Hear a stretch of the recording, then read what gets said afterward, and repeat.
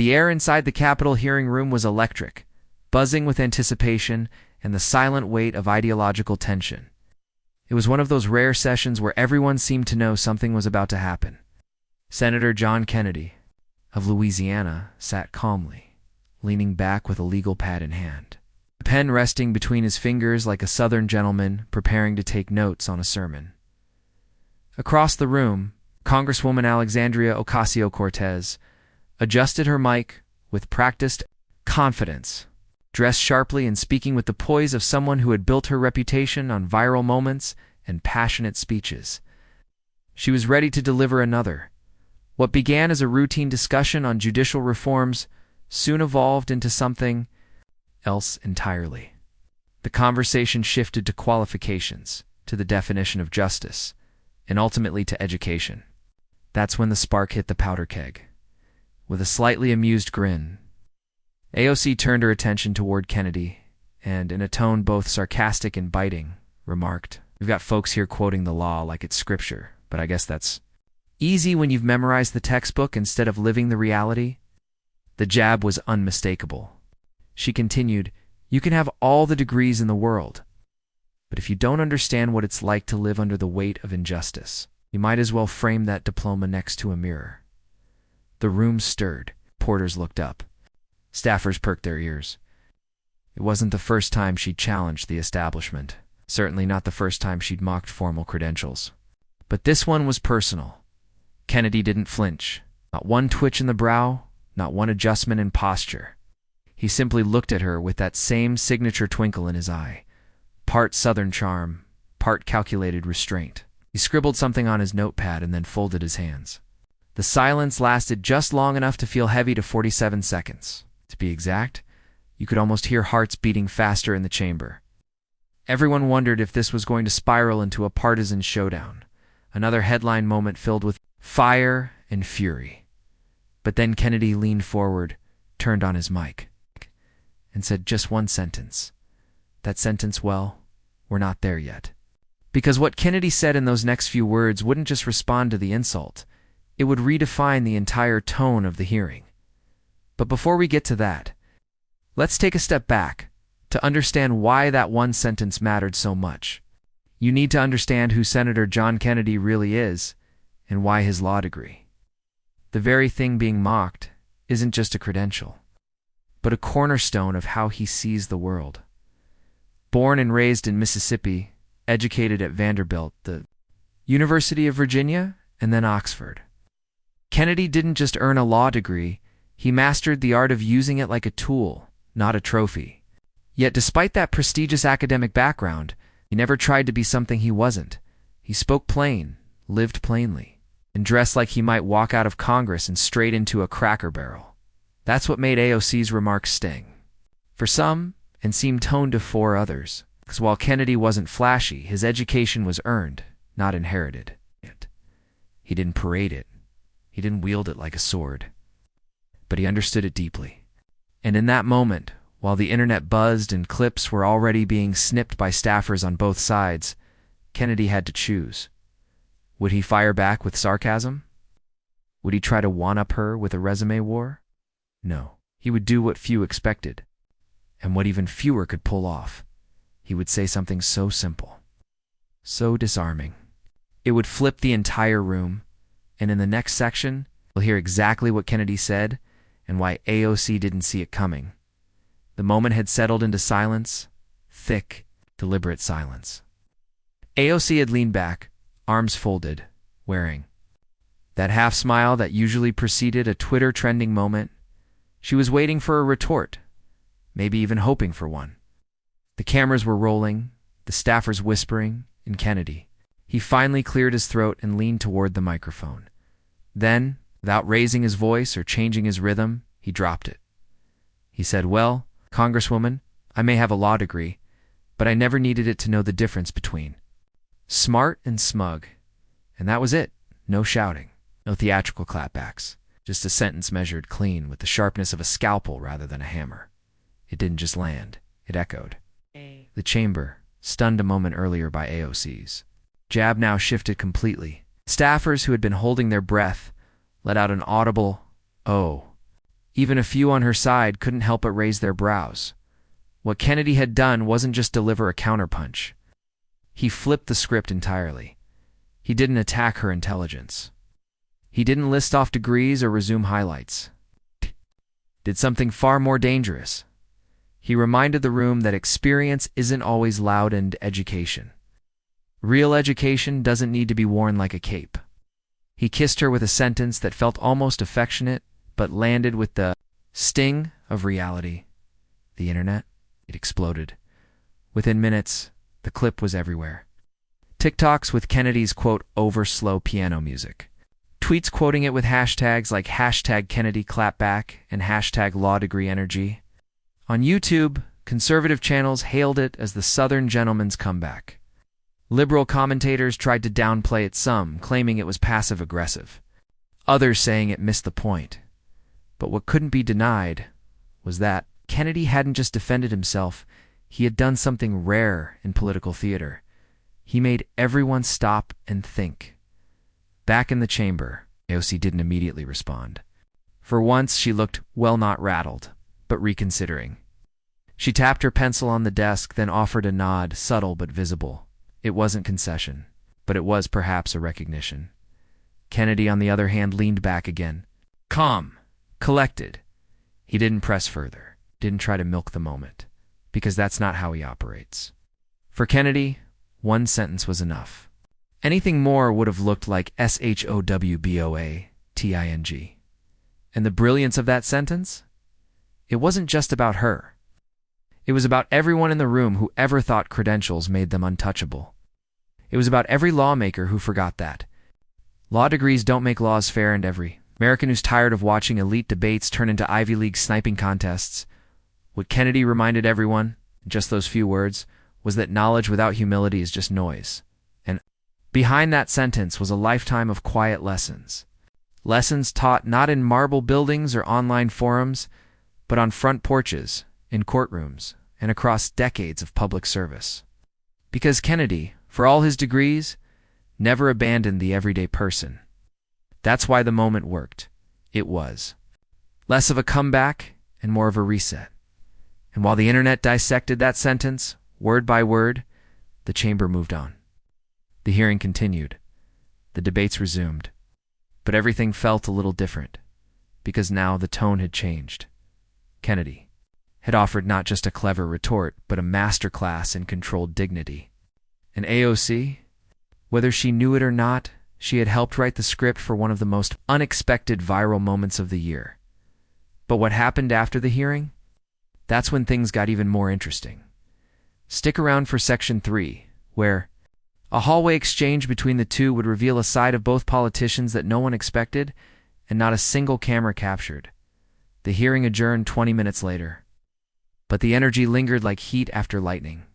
Most attendees filed out quickly, in turns whispering. Aides updating social media, reporters already halfway through their headlines. But away from the buzz, in one of those marbled hallways that echo like cathedrals, something quietly unfolded, Senator. Kennedy was walking alone, slowly, as he often did after tense hearings. His pace wasn't just leisurely, it was reflective. He had his hands behind his back, eyes low, the kind of body language that comes not from victory, but from maturity. And that's when it happened. From a side hallway, Congresswoman Ocasio-Cortez emerged alone too, a rare sight in the world of ever-present staffers and press shadows. She caught up to him, her heels echoing softly against the polished floor. No cameras, no press. Just two ideologically opposed lawmakers standing in the quiet vacuum between chaos and calm. She didn't come with fire. She didn't come with apology either. What she came with was curiosity. "Senator," she said, catching his attention. He turned, eyebrows raised, not surprised, but mildly intrigued. "That line," she began, voice softer than the one she used behind the mic. Did. "You rehearsed that?" Kennedy smiled just barely. "No, ma'am," he said. "It's called age. You live long enough, and you learn what not to say. What I said, that's the one thing I figured was worth saying." AOC folded her arms, her tone still curious, but a bit more relaxed now. You think I was being smug? He paused. I think. You were being young. It wasn't an insult. Since somehow she didn't take it as one. Instead, she nodded once. Not agreement, but recognition. They stood like that for a moment. An unspoken acknowledgement between two very different minds who had just shared a public moment neither planned for. You know, Sta said, I wasn't mocking your degree. I was mocking the idea that a degree somehow makes someone more in touch than those without one. Kennedy leaned against the marble column, adjusting his tie. And I agree, he replied. But the thing is, you can question the system without scorning the student. I didn't grow up with silver spoons, Congresswoman. That law degree wasn't about power, it was about survival. Now she was listening. Really listening, no offense, she said slowly. But your generation doesn't always explain that. Sometimes it sounds like you all think you earned everything just by working hard. And not because the system was tilted your way. Kennedy's smile faded just slightly. Sometimes we forget. Other times, we're too proud to admit it. But you're right. Yeah, the system's flawed. Always has been. That's why I went into law. And that's probably why you got into politics. It was again that subtle bridge. Different backgrounds. Different philosophies. But somehow, standing in that hallway, they found something most debates don't produce. Mutual understanding. Not agreement, but respect. You ever think about what it would look like? AOC asked if more of us actually talked like this. Outside the show, Kennedy chuckled. It'd put half the networks out of business. They both laughed quietly, genuinely. And then she extended her hand. Respectfully, Senator, she said. You kissed me with that sentence. He raised an eyebrow. Wouldn't dare unless you said it first. They shook hands. A fleeting symbolic handshake that no cameras captured, no microphones recorded. But it was real, and as they both turned to go their separate ways, a junior staffer just rounding the corner caught a glimpse, but didn't quite know what he was seeing. By the time he pulled out his phone, it was already over. No one expected that moment. But that one hallway conversation would become the origin of something no one saw coming. A moment of humanity in a town that rarely makes room for it. The handshake. In the hallway might have lasted 3 seconds. The conversation, barely 5 minutes. But in Washington, 5 minutes is enough time to ignite wildfires, especially when it involves two of the most ideologically opposed figures in Congress. Showing something dangerously rare. Respect. Neither of them planned to speak about the exchange publicly. Kennedy didn't brief his aides. AOC didn't tweet about it. For a short while, the moment stayed sacred and scripted, unstrategized, unfiltered. But secrets in D.C. have a short shelf life. Within 24 hours, rumors started swirling. It began with whispers among staffers, then a leaked text from a junior aide to a political blogger. Did you hear what AOC said to Kennedy after the hearing? Something about him kissing her with that quote. The word kissed hit like a spark in a fireworks factory. Right-wing media ran with it. Headlines screamed, Kennedy silences AOC with Gray She, thanks in privately unexpected alliance. Kennedy and AOC's respectful exchange shocks the Hill. Left-wing commentators took a different tone. AOC shows maturity by engaging with political opponent. Are we seeing growth? Handshake or headache? Progressives want answers, and then came the backlash. From both sides, Kennedy's office received a flurry of calls from conservative voters. Why are you being nice to her? She's mocked everything we believe in. She called your degree worthless. Why didn't you fire back harder? Kennedy, true to form, didn't take the bait. In a brief radio interview with the Louisiana station, he simply said, I think the world has enough yelling. Doesn't hurt to show a little grace now and then. It was classic Kennedy charming, understated, and impossible to corner. AOC, however, found herself in trickier waters. Her progressive base, always alert and always vocal, wanted clarity. Did? You really shake his hand? Are you going soft? You think this is how power changes, by flattering senators who uphold the very system you fight? The noise reached a crescendo when an anonymous source claimed she had praised Kennedy behind closed doors. That's when the Congresswoman took to Instagram Live not to deny. But to clarify, I won't apologize for recognizing decency. She said, we can disagree on policy, on structure, on vision. But when someone treats you with dignity, you acknowledge it. It's not weakness, that's humanity. It wasn't the fiery rhetoric some expected, but it struck a nerve. The comments lit up. Some praised her for showing maturity.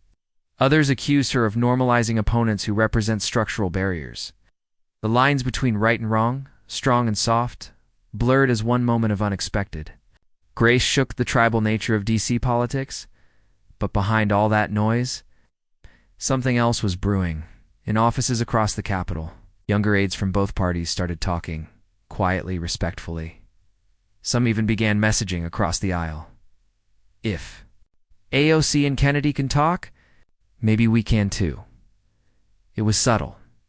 It wasn't viral. But it was real. The moment that started as a mockery, followed by a sharp but graceful reply, it now planted seeds in the minds of those who were still idealistic enough to believe in dialogue.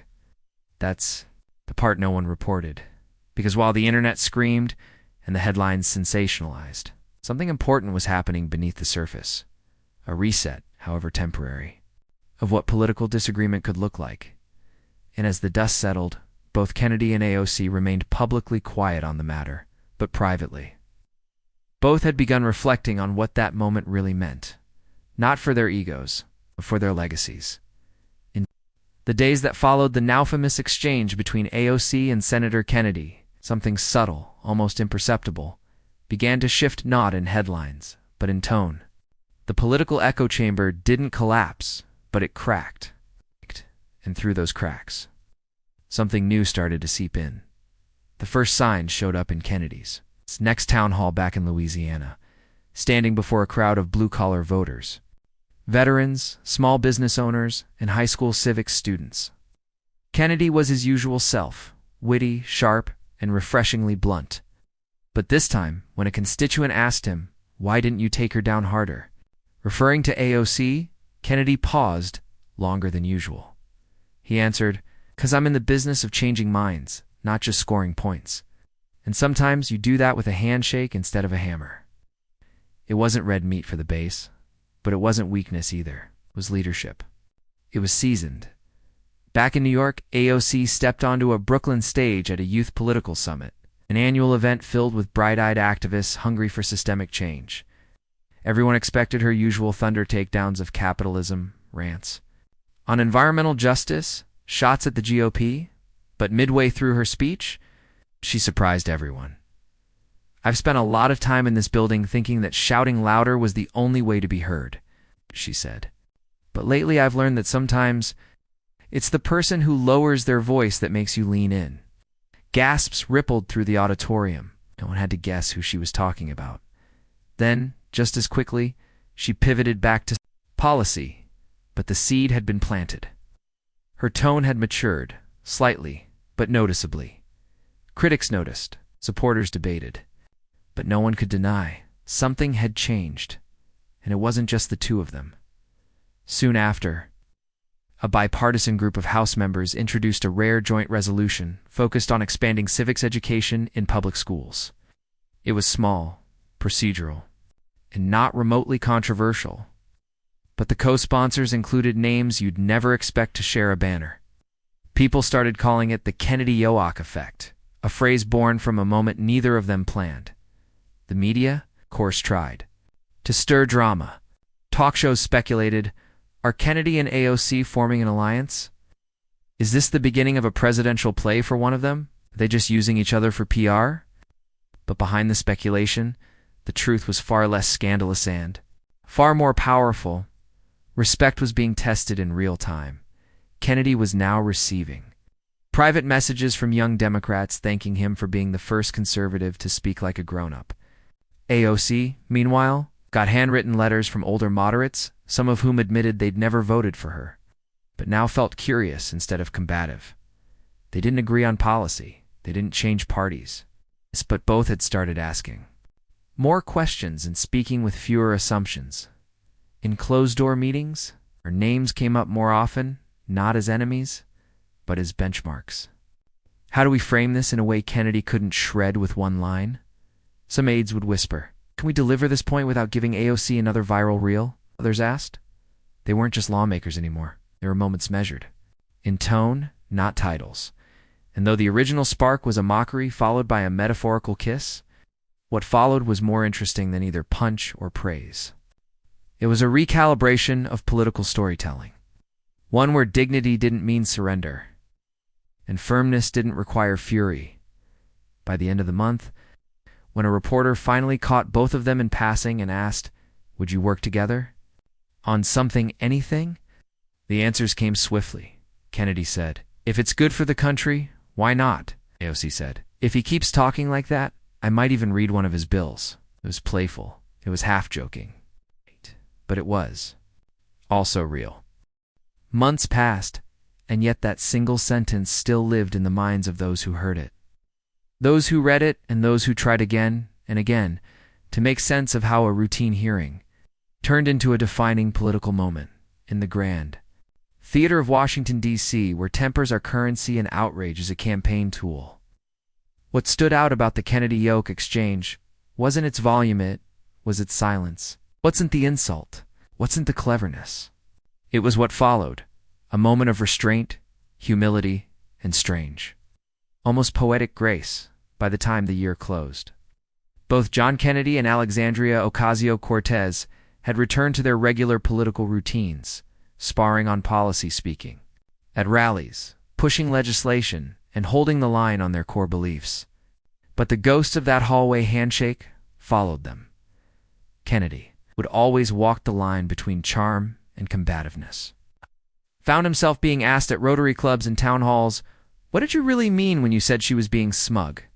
To which he often smiled and replied, "I meant she's brilliant. But sometimes brilliance forgets to check its reflection."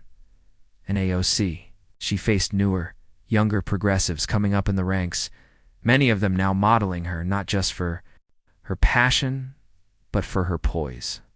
Her response when asked if she respected Senator Kennedy after that day, "I don't agree with him on 90% of things," she'd say, "but he taught me that dignity can still surprise you. That matters." Some chalked it up as a media moment. Others saw it as a pivot point in both their careers. But what no one could deny is that in a place where shouting is often louder than substance, this exchanged the insult, the sentence, the handshake. The aftermath did what few things in politics do anymore. It made people feel something. And beyond the politics, beyond the Twitter feeds and late-night punditry, it made a deeper point. Not every conflict needs a war. Not every opposition needs a villain. Sometimes what moves the needle isn't fury, but finesse. High school debate teams started quoting the exchange. University political science courses added it to their modern case studies on political rhetoric. And podcasts left-right center dissected that one moment for what it taught about the power of language, it turns out. The real victory wasn't in the mic drop. It was in the emotional intelligence it took for Kennedy to respond with stillness, and the maturity it took for AOC to listen even privately to the point he made. In that world of sharp suits and sharpened tongues, it was almost romantic, not in a literal sense, but in the classical sense. The idea that persuasion could still be elegant, that disagreement could still contain humanity. Maybe, just maybe, our politics hadn't forgotten how to listen. The phrase, "kissed her with one sentence," began to carry a meaning all its own. It became a metaphor for grace under fire, for restraint amid insult, for leading with composure rather than chaos. And as the next election cycle rolled around, both Kennedy and AOC found themselves, oddly enough, being asked about each other, more often not in bitterness, but in curiosity. "Would you ever run on the same ticket?" To which Kennedy chuckled, "I reckon America isn't ready for that rodeo." And AOC smiled and said, "He's not my type, but he taught me something about mine." That right there is the ending people didn't expect. Not a feud, not a friendship, but a flicker of mutual respect. Respect. Fleeting and unforgettable. So when history looks back on that hearing, on that pause, on that sentence, it won't remember it as just another partisan skirmish. It'll remember that, for once, the courtroom of Congress paused long enough to let grace take the mic. And that might be the most revolutionary thing of all.